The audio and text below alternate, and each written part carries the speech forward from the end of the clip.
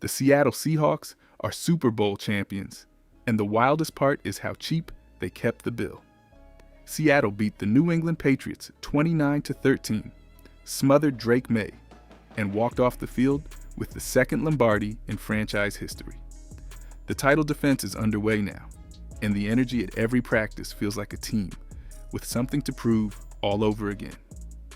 One rookie has turned heads at every OTA session, and the coaching staff keeps sliding him up the depth chart faster than anyone expected.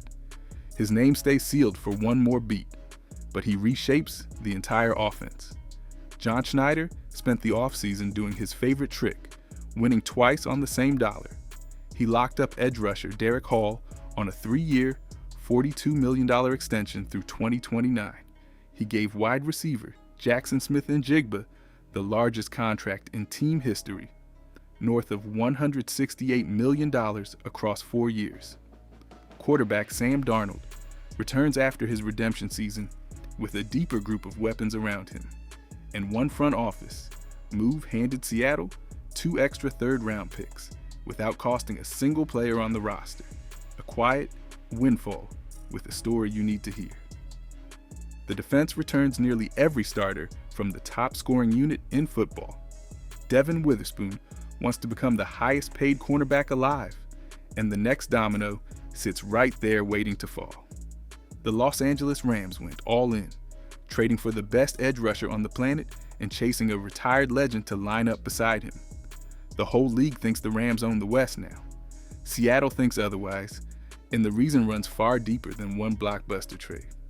But before we get into that, hit that like and subscribe button for more Seahawks and all the NFL content. Let's aim for 500 likes on this video. Start with the move every Seattle fan wanted. Derek Hall signed his extension and stayed home, turning down a shot at free agency to chase more rings instead of chasing the biggest possible check. The 25-year-old has 10 career sacks and 38 quarterback hits across 48 games. In the Super Bowl, he strip-sacked Drake May and forced the first turnover of the night, the kind of moment a defense remembers forever. Seattle now controls a rising star through 2029 on a number the front office loves. The room around him tells the real story, though. DeMarcus Lawrence is 34 and entering his 13th season. Uchenna Nwosu, Leonard Williams, and Jarran Reed are all veterans living on the wrong side of their prime. Seattle leaned on experience to win the title, and it worked, but the clock keeps ticking on the entire front.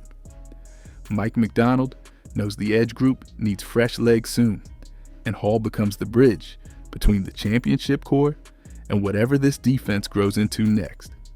Lawrence made everyone sweat this spring.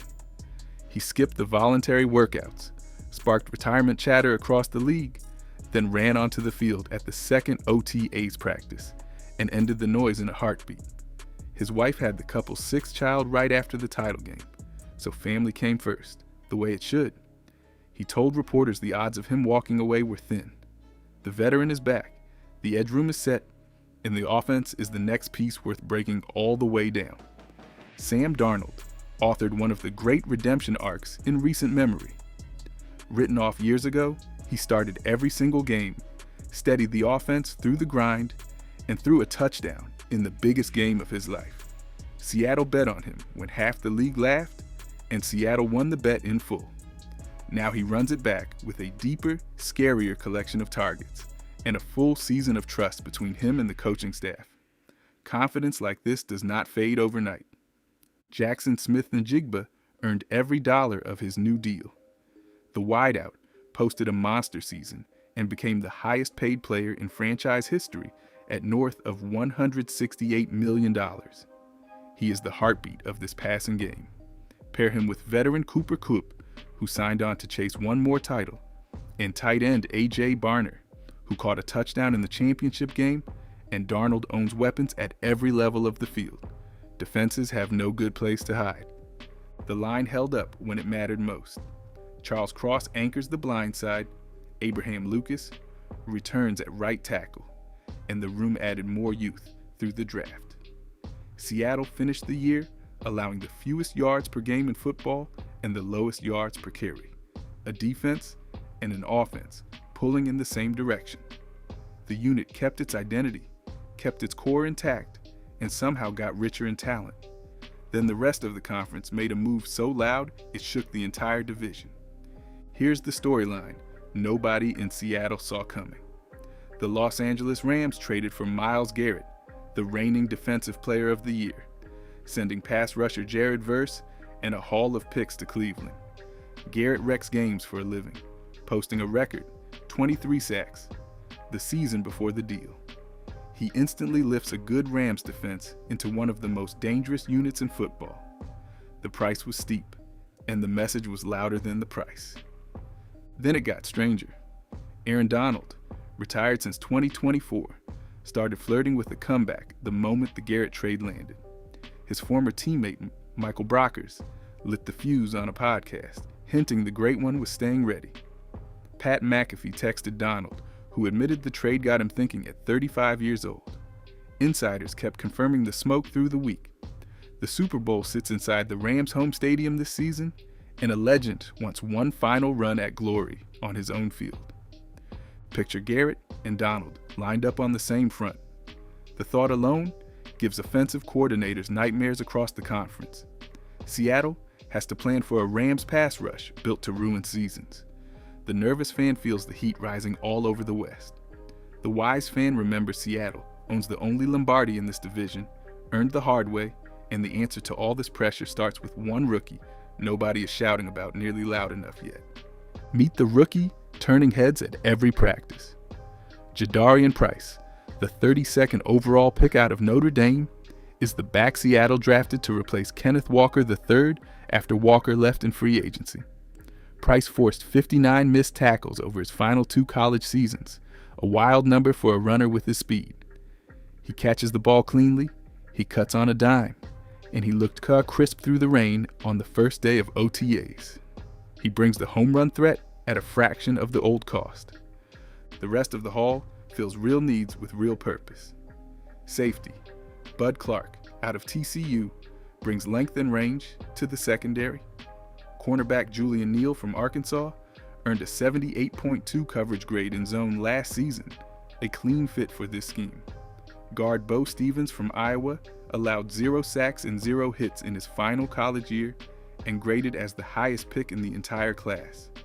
This is depth, drafted with a plan, not depth thrown at a wall. Late round swings round out the group. Receiver Emmanuel Henderson Jr. brings track speed as a vertical threat who stretches defenses thin. Cornerback Andre Fuller from Toledo is a physical zone defender the staff wants to develop with patience. Seattle did not chase headlines in this draft. The front office chased fits, value, and players who match Mike Macdonald, all for one identity. The class is quiet, smart, and built to last, which is the exact recipe a division gets won with. The Rams built a roster top-heavy with stars. Matthew Stafford, Myles Garrett, and a secondary stacked with brand new money. On paper, the names look frightening, and the hype machine is in full roar. Look closer, and the cracks show plainly. Los Angeles spent picks and cash to win this single season, with thin depth behind the headliners and a quarterback whose window narrows a little more every fall. One swing, all in, nothing held back for tomorrow. Seattle built the opposite kind of team. Depth at nearly every position, young talent on rookie deals, and a defense returning almost every starter from a championship. When Garrett lines up across from Charles Cross, the Seahawks have a left tackle who welcomes the heavyweight challenge. Add a chip from a tight end or a back, mix in heavier personnel, stay ahead of the chains, and the plan slows even the best rusher alive. One player does not beat a complete football team. The rest of the West offers little resistance behind the Rams. Seattle gets to be the hunted and the hunter at the same time, a champion carrying a fresh chip on its shoulder. Mike Macdonald will point at every national voice picking Los Angeles and turn the doubt into fuel for the fire. The division runs through Seattle until somebody proves otherwise on the field, and the man who built this whole thing keeps pulling off, moves. The rest of the league still has not figured out how to copy. Here's the payoff teased at the top of all this, John Schneider keeps winning twice on a single dollar, and this offseason proved the pattern again. He chose to extend Derek Hall rather than pay Boy Mafe a premium rate. The numbers back the call. In 2024, Hall posted 8 sacks and 20 quarterback hits, while Mafe trailed in steady pressure production. Seattle kept the better, all-around fit on the cheaper, longer deal and slept easy doing it. Then came the windfall, hiding in plain sight. Assistant General Manager Nolan Teasley left to become the general manager of the Minnesota Vikings, because Teasley is a minority executive promoted into a top job. The Seahawks receive a compensatory 3rd-round pick in both the 2027 and the 2028 drafts. Seattle lost a respected football mind and gained 2 premium picks for nothing in return. The front office turned a heartfelt goodbye into pure ammunition for the future. This is the blueprint other teams keep failing to steal. Sign your own stars before the market explodes. Find value where rivals overpay, and stack draft capital for the seasons ahead. Schneider handed Jackson Smith and Jigba a record deal, locked up Hall, and banked extra picks, all while staying near the middle of the league in cash spend. Champions usually get expensive and fade fast. Seattle is doing the exact opposite, and one final piece of business will tell you how long this run truly lasts. The last domino is Devin Witherspoon. The all-pro cornerback wants to become the highest paid corner in football, and he owns the resume to demand it, with 249 career tackles and 32 passes defended in only 3 seasons. Talks have moved slowly through the spring, but every sign points to a deal landing before the season opener.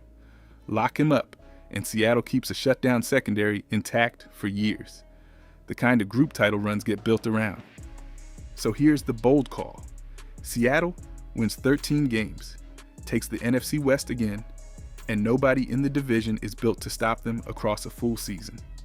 The Rams loaded up for one giant swing. The Seahawks built a machine to reload every spring without missing a beat. Talent at the top wins off-season headlines. Depth and discipline win games in January. Drop your record prediction in the comments and tell me where this team finishes. Then hit subscribe before the next breakdown drops. Remember, the Rams went all in, betting everything on right now with no real plan for the future. Seattle gets to chase titles for the next decade, while Los Angeles sweats a single injury to a single star. The champion is back, hungry and built to last well beyond one season. Stay close, because the Witherspoon deal lands soon, and the next video breaks down exactly what it means for the dynasty taking shape in the Pacific Northwest.